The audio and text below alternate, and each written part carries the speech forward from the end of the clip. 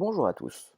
Aujourd'hui, nous avons décidé de vous présenter une vidéo sur les maladies rares et sur les grands acteurs du parcours de santé. Mais tout d'abord, une maladie rare, qu'est-ce que c'est? C'est une pathologie qui touche une naissance sur 2000 environ, et il y a plus de 3 millions de personnes atteintes de maladies rares en France. Il existe plus de 7000 maladies rares dans le monde et l'espérance de vie est en moyenne de 10 ans, mais cela varie grandement en fonction de la pathologie. Les atteintes sont nombreuses.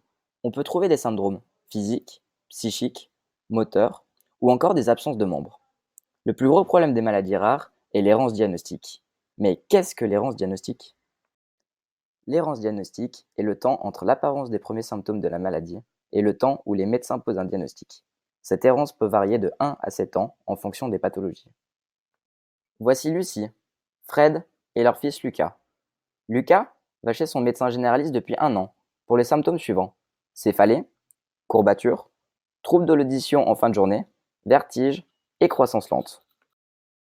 Son médecin ne trouve pas de traitement permettant de diminuer ces symptômes et les résultats biologiques ne donnent rien. Le médecin consulte le site internet Orphanet pour voir si son jeune patient n'est pas atteint d'une maladie rare. C'est le site de référence des maladies rares.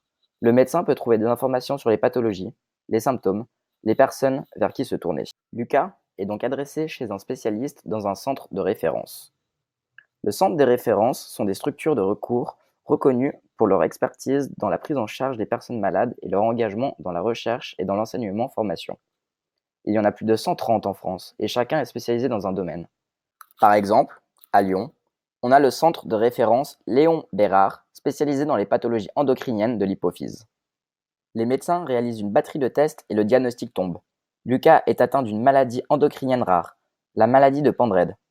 Il commence un traitement lui permettant de diminuer la perte de l'audition et diminuer les vertiges au centre de référence et devra venir consulter tous les mois pendant 1 an.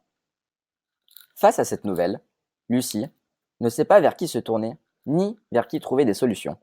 Elle cherche sur Internet et trouve une association de patients atteints de cette pathologie.